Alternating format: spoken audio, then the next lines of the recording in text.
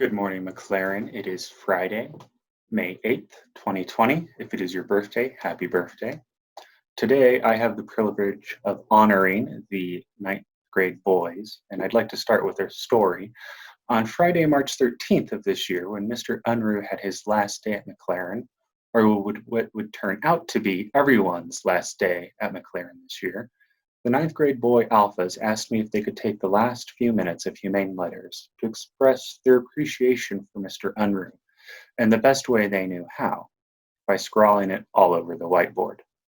Their notes ranged from a simple "Thank you for your help learning Latin" to the clever "I appreciate you, Mr. Marvelous Unruh," to the self-aware "Thanks for keeping your cool when we were very rowdy."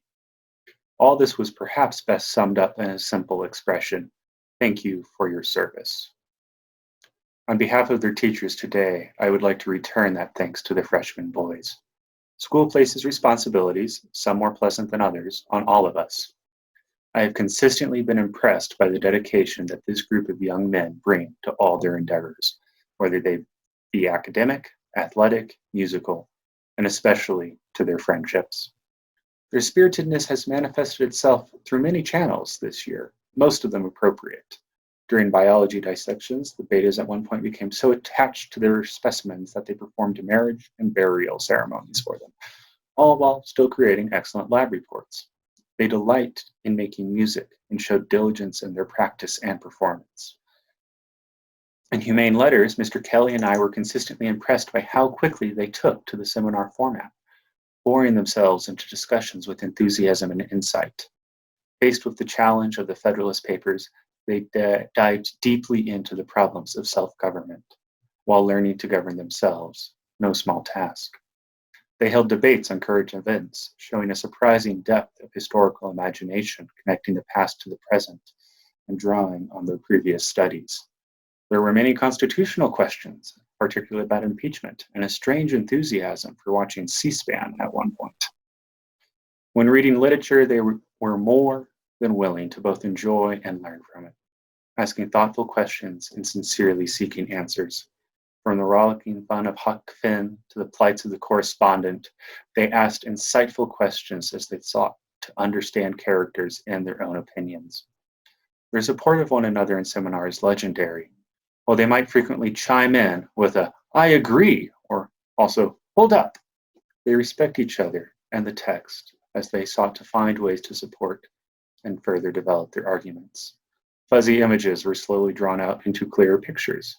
Points were gained or given, definitions debated with vigor.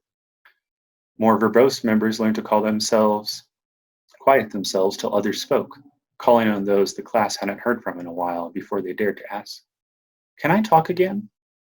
Interruptions were rare. More common was an elaborate courtesy ritual of "Sorry, you go first." "No, you go first." While serious students, these boys are not afraid of play. In fact, they rather excel at it.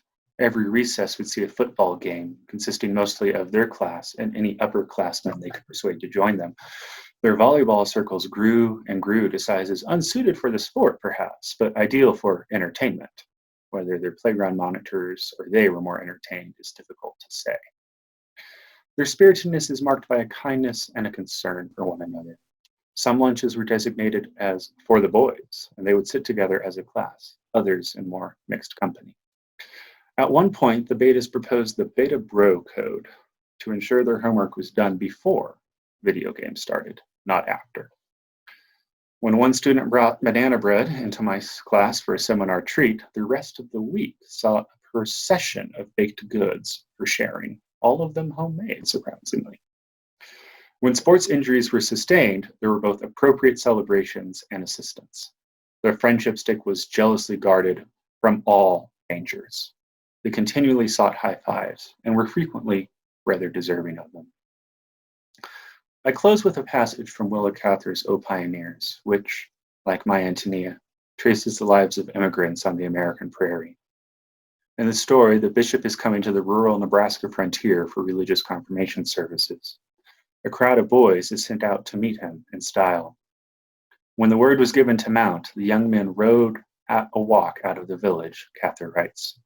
But once out among the wheat fields, in the morning sun, their horses and their own youth got better of them. A wave of zeal and fiery enthusiasm swept over them.